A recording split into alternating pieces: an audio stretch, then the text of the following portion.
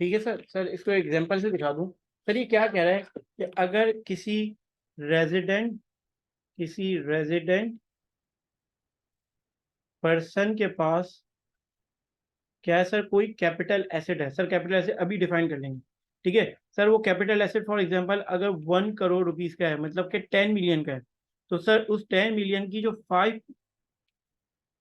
10 million का जो sir 5% होगा, 10 मिलियन का जो 5% होगा, फॉर एग्जाम्पल 5 लाख। सर ये इसकी डीम इनकम समझी जाएगी। सर ये क्या समझ जाएगी, इसकी डीम इनकम। और इस डीम इनकम का जो 20% होगा, फॉर एग्जाम्पल सर कितना हो गया, 5 लाख का 20%, सर कितना हो गया, 1 लाख को उसकी, ये उसका टैक्स समझा जाएगा, ये उसका टैक्स समझा जाएगा। और सर फॉर एग्जाम्पल डायरेक्टली देखें तो अगर 1 करोड़ का मैं 1% लूँ, 1 करोड़ का 1% लूँ, तो वो आपका सर 1 लाख रुपए ही बनता है। तो सर ये आपका टैक्स कैलकुलेट इस तरह होगा on deem income under section 7E। ठीक है सर, आपकी fair market value of the capital asset. ठीक है सर। अब सर वापस चलते हैं। सर आ जाए।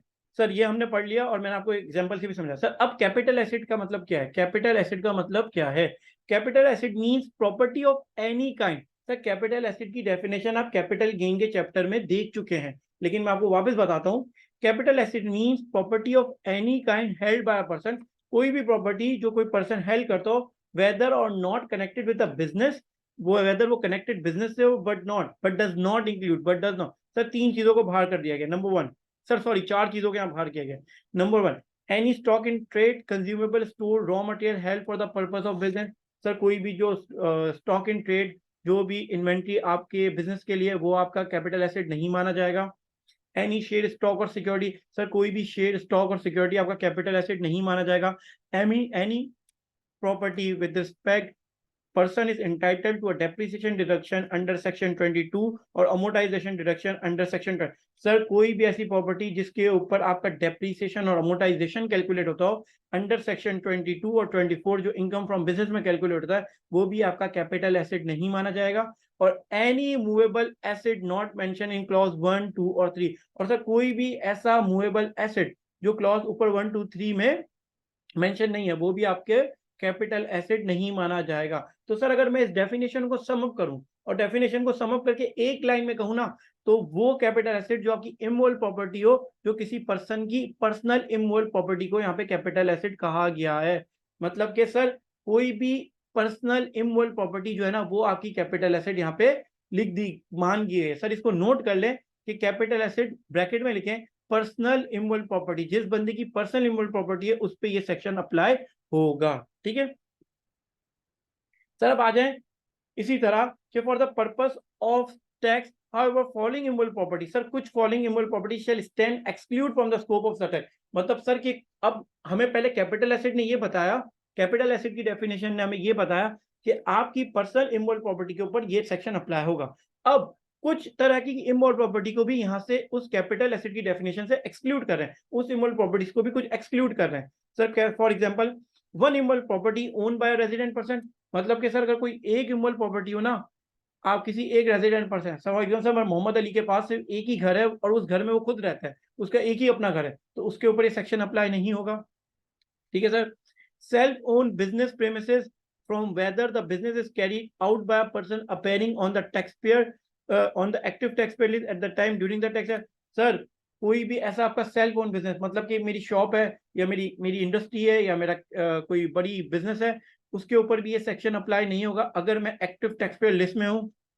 तीसरा point, self own agriculture land where agriculture activity is carried out by person excluding farm house and land annex. Sir कोई भी आपकी एग्रीकल्चर लैंड है, उसको भी इस इमूवेबल प्रॉपर्टी के यहाँ से बाहर निकाल दिया गया है कि एग्रीकल्चर लैंड के ऊपर भी ये सेक्शन अप्लाई नहीं होगा, लेकिन excluding farm house and land, मतलब कि फार्म हाउस और लैंड को इसमें इंक्लूड कर दिया गया है। मतलब कि अगर आपके पास कोई फार्म हाउस है और आपके पास कोई लैंड है, तो उसके ऊपर ये सेक्शन अप्लाई होगा।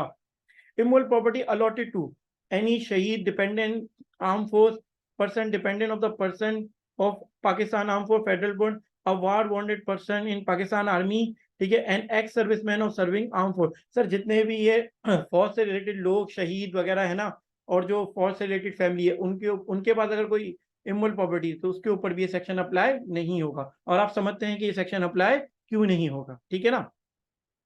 आ जाए आगे sir. Sir point 5, any property from which the income is chargeable to tax under the ordinance and tax is leviable paid, for example property subject to rental income। Sir अब एक और बात कर रहा है कि अगर कोई ऐसी प्रॉपर्टी जिसके ऊपर आप पहले से कहीं से इसी सेक्शन में टैक्स दे रहे हो, फॉर एग्जांपल सर आपका इनकम फ्रॉम प्रॉपर्टी, अगर कोई आपके पास प्रॉपर्टी है उसको आपने रेंट पे दिया, उस रेंट के ऊपर आप टैक्स दे रहे हो, तो तब ये आपके ऊपर सेक्शन अप्लाई नहीं होगा, ये आपके ऊपर सेक्शन अप्लाई नहीं होगा, ठीक है। सर मैं आपको थोड़ी देर में ये भी बताऊं तो क्या पर्पस था और किन लोगों के ऊपर ये अप्लाई किया जा रहा है, ठीक है। Immovable property in the first tax year of acquisition where the tax under section 236 has been paid. Sir कोई भी इमूवेबल प्रॉपर्टी जो आपने फर्स्ट टैक्स में पहली बार खरीदी और उसके ऊपर आपने सेक्शन 236, सर सेक्शन 236 के बारे में भी हम कैपिटल गेन में पढ़ चुके हैं, जिसके ऊपर हम 2% टैक्स देते हैं at the time of purchase of assets. अगर आपने वो पहली बार टैक्स प्रॉपर्टी खरीदी है, मूल प्रॉपर्टी, तो तब भी आपके ऊपर ये सेक्शन अप्लाई नहीं होगा। Where the fair market value of the capital asset in aggregate excluding the capital asset mentioned in clause 1 through 6 above does not exceed 25 million। Sir यहाँ पे ये भी कह दिया, ऊपर सारी बातें कर दी कि आपकी अगर आपकी एक बार इमोल प्रॉपर्टी हो तो नहीं होगा, आपकी आपके अपनी पर्सनल बिजनेस प्रॉपर्टी हो तो उसके ऊपर अप्लाई नहीं होगा, ठीक है ना सर।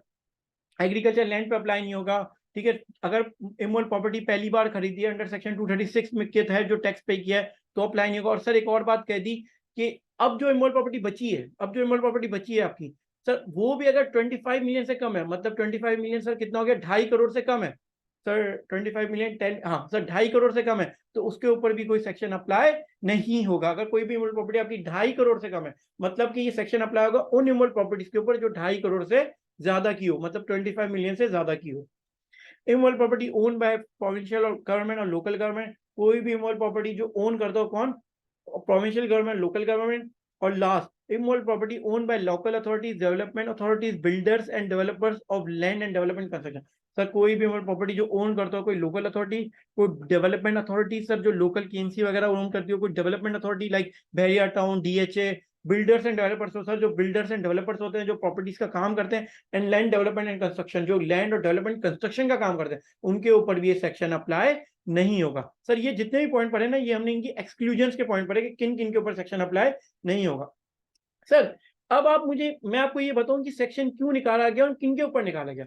और ये सेक्शन सर अगर देखा जाए ना तो ये कॉन्स्टिट्यूशनल की चीजों से ये चैलेंज करता है, ये कॉन्स्टिट्यूशन के मुताबिक ये सेक्शन नहीं है, और इसके ऊपर वैसे भी हाई कोर्ट और सुप्रीम कोर्ट के ऊपर इस सेक्शन के अगेंस्ट केस चल रहा है। सर ये निकाला गया कि जो, जैसे मैं मोहम्मद अली हूँ और सर मैं अभी बाहर बैठा हूँ, ठीक है ना, सऊदीया में, और सर मैं बहुत पैसा कमाता हूँ, मैं बहुत सारी प्रॉपर्टी कराची के अंदर खरीद लेता हूँ, ठीक है, बहुत सारी प्रॉपर्टी बना लेता हूँ। अब सर वो प्रॉपर्टी मैंने रेंट पे भी नहीं दी, मेरी एक जहां पे मैं रहता हूँ उसके अलावा भी मेरी 3-4 प्रॉपर्टी, फॉर एग्जाम्पल एक बहरिया में, एक मेरी डीएचए में प्रॉपर्टी है, एक मेरी हैदरी नॉट नंबर प्रॉपर्टी है, सर मेरी 3-4 प्रॉपर्टीज है। अब वो प्रॉपर्टी पड़ी है और उसमें से कुछ प्रॉपर्टी में रेंट पे नहीं रहता। अगर अब वो मेरी प्रॉपर्टी है, ठीक है, वो मेरी सेल्फ ओन में नहीं है, मतलब मैं उसमें नहीं रहता, मेरी वन प्रॉपर्टी नहीं है, एक से ज्यादा है, नंबर 1। नंबर 2, सर वो प्रॉपर्टी मेरी कोई बिजनेस पर्पस के लिए नहीं है, ठीक है, सर वो कोई एग्रीकल्चर लैंड नहीं है, और सर वो प्रॉपर्टी की वैल्यू मेरी 25 मिलियन से ज्यादा है। तो ऐसी प्रॉपर्टी जो आपने ऐसी रखी हुई है, क्यों रखी हुई है?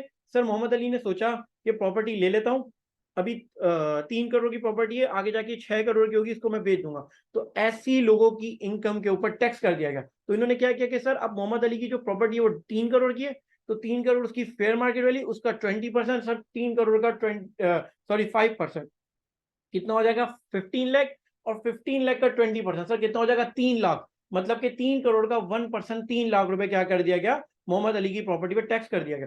सर वो प्रॉपर्टी ऐसे ही पड़ी है ना, उस प्रॉपर्टी से कोई मुझे इनकम आ रही है ना कुछ आ रहा है। हाँ अगर उस प्रॉपर्टी को मैं रेंट पे दे दूं, फॉर एग्जांपल अगर उस प्रॉपर्टी को मैं रेंट पे दे दूं, तो सर रेंटल इनकम कहां पे चार्ज होता है, इनकम फ्रॉम प्रॉपर्टी में, तो फिर मुझे ये मेरे पर सेक्शन 7 ही अप्लाई नहीं होगा। तो सर उन लोगों की प्रॉपर्टी जो एक से ज्यादा प्रॉपर्टी लेके बैठे हुए हैं फॉर द सेक ऑफ कि एप्रिसिएशन होगा और पैसे कमाएंगे, तो उन लोगों की ऐसी प्रॉपर्टी को क्या कर दिया गया है, उनकी डीम इनकम बनाई गई है, और डीम इनकम का 20% टैक्स कंसीडर किया गया। तो अगर इसको कहें दूसरे अल्फाज में, तो आपकी fair market value of the property का 1% आपसे टैक्स लिया जा रहा है। ठीक है सर। तो सर ये आपका सेक्शन था और बहुत इजी है, तो इसको पेपर के लिए इंपॉर्टेंट समझ लीजिएगा और करके जाइएगा। Thank you so much. Allah Hafiz.